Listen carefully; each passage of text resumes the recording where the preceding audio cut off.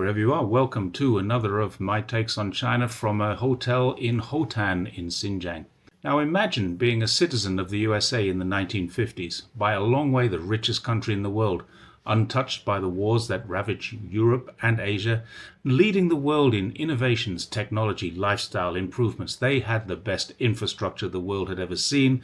They had direct flights from city to city, highways that were smooth, straight and long, with gorgeous, powerful cars to cruise along them in. Even their interstate buses, the ubiquitous Greyhounds, were luxurious compared to the standard of buses in the UK, where I was born during that era. They sent satellites into space. They apparently put a man on the moon before the deadline that their dead president, John F. Kennedy, had given them. In short, they were living the American dream. House prices were affordable, education was fantastic and also affordable. Mums stayed home, dads went to work, kids played in the neighborhoods, and life was apple pie and peachy keen. Everything was good.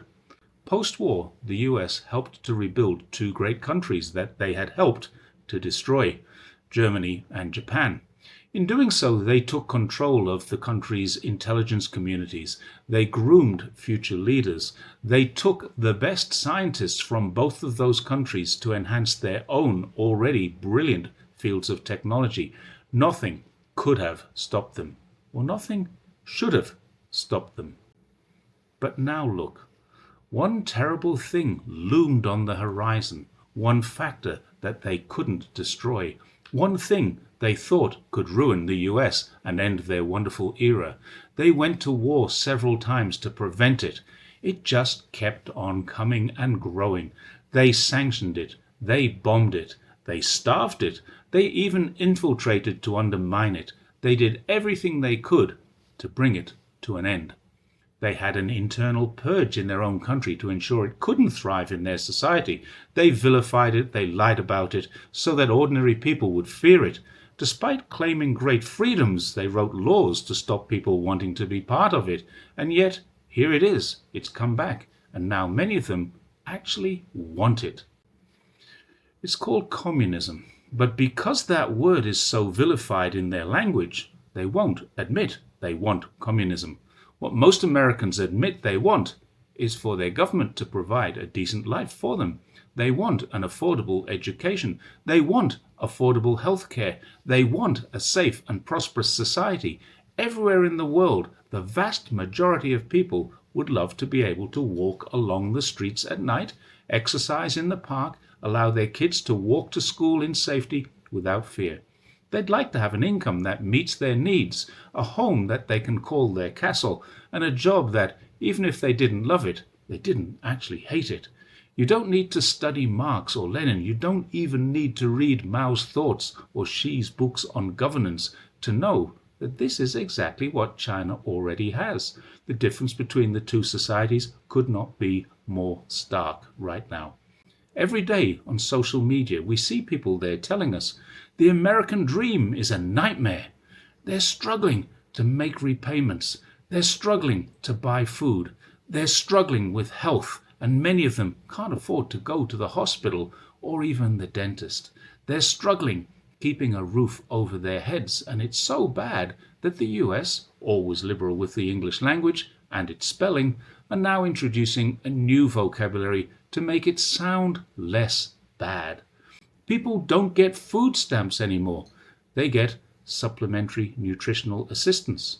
Or they would if the government hadn't shut down for so long, and they couldn't for about 40-day period. They're now hoping that the backlog will ease so that they can. During the Great Depression, they coined the term soup kitchens for poor people to go to. Nowadays, the term has been modernized to food banks, and lines of people wait for them to open every day. What's most impressive is that often they are drive-through, another thing they can't spell, and the lines are huge gas-guzzling trucks, proving once again that the richest country in the world is stark raving mad. Now I know they can't all go out and sell their trucks, no one can afford to buy them, but then they should ask themselves, why are they in them in the first place? If they were only one paycheck away from needing food banks and food stamps. Unless, of course, they aren't. and they're actually not poor people at all, but they're so greedy they want to take the food that's been donated to help real poor people. I don't know. People in the US aren't homeless, they're unhoused. They aren't living in cars, they're vehicular residents. They aren't drug addicts, they are substance abusers. They aren't shoplifters because that's no longer a crime. They are cashless shoppers. They aren't prisoners, they're incarcerated. And they don't reoffend when they get out, they're recidivists. While they're in prison, they're gainfully employed as part of a rehabilitation scheme that we used to call slavery. That is how they've reworded things. Most Americans know this. They know the system is rigged. The future doesn't look bright and hopeful as it did back in the 50s and the 60s. What it looks like now is a dystopian novel. It's a Hunger Games where food is doled out by the rich as a reward for the poor's labor. This isn't capitalism, this is a return of feudalism. It isn't democracy, it's an oligarchy, where poverty is a disease, its causes are endemic, and its results are entertainment for the masses of elites that are left. Entertainment comes in the form of Erica Kirk wiping away tears as the money rolls in through donations and gifts. It's encouraged because that's God's will. If we look closer at the Charlie Kirk type, like Nick Fuentes, the Ben Shapiros, they all support this direction. For a very short time it appeared Kirk was deviating from it, but now he's dead. Not dead from one of the extremists they all say would like them dead, because they don't like the messages, but dead apparently from one of his own, a white, conservative, religiously educated young man, if the FBI are to be believed, as he's the only suspect they have. One thing is constant in all their messages, whether they're from this mythical right or left, is that they all get wealthy from it. They know it's great for them. It enriches them at the expense of ordinary people. The rich keep getting richer, and the money is either coming from the pockets of the poor or from the taxpayers, which is pretty much the same thing. 10% of the elites control at least 70% of the country's wealth. They're milking what little income the poor people have and either using monopolies in technology or calling on God to justify this. Wealthy corporations create monopolies so they can control prices, then they can vacuum up the income from the low levels. This is not an opinion, this is highly factual. It's so bad now that Musk has been offered $1 trillion package. Imagine that. There are only 25 countries in the world with $1 trillion GDP. Poland and Switzerland were the last two that joined in the last year. Musk's salary package and net worth over the next 10 years will add up to more than the other 170 countries of the world. Yes, he's American, but goodness me, he's an immigrant too. Something else people are being programmed to hate in the USA, as well as a few other countries. Unsurprisingly, after colonizing, exploiting, murdering, sanctioning, and even invading and bombing the underdeveloped world, they're now concerned that citizens from those countries are looking for a slice of the American pie. Why wouldn't they? Why do these people hate communism in America so much? Because communism won't allow this. They hate it so much, they even have an anti-communist week. Events and activities to prove communism is bad. But here's the thing, communism isn't bad. It's been mislabelled, misrepresented, and if it was bad, there wouldn't need to be constant reminders of how bad it is. We wouldn't need an anti-communism week. We wouldn't need a Charlie Kirk or a Ben Shapiro to tell us. We'd know because people living under communism would have risen up and they would have removed it by now. And there's the thing. While the White House announced that, quote, for more than a century communism has brought nothing but ruin, we now know that's not true at all. Vietnam is communist. The USA did all it could over 2 decades to prevent that, but it's there now. It's risen from the ashes of a destruction communism didn't cause, but fighting by the US to stop it did. Venezuela looks like it's just about to go through the same process. That's socialism. Few real leaders are able to emerge in the USA.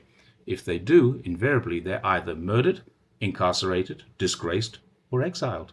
But before it gets to that point, they're all saying the same things. Those people say their system has led them down a path and continues to do so. It isn't getting better, it's only getting worse. It isn't going to become more affordable because their government can't afford to help. They can afford to build aircraft carriers, the most recent one being the Gerald R. Ford, which isn't working properly yet and has cost $13.3 billion so far. They're building another one, the John F. Kennedy, and they've just announced that they're going to build two more, the Clinton and the Bush.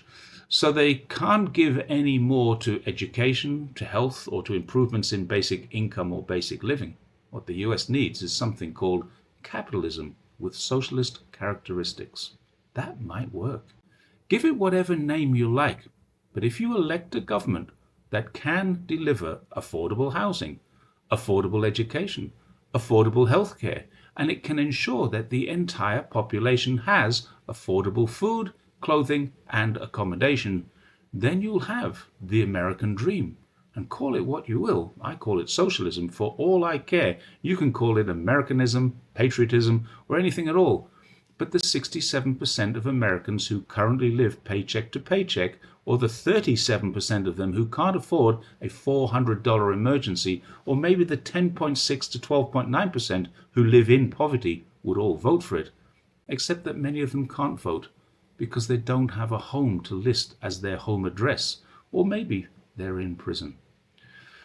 When you start to look closely at what China, Vietnam, Venezuela, Cuba, the Democratic People's Republic of Korea, and a whole bunch of other countries which the USA would like to call authoritarian, most of them either already are or would be living what the Americans call the American dream, if it were not for the Americans.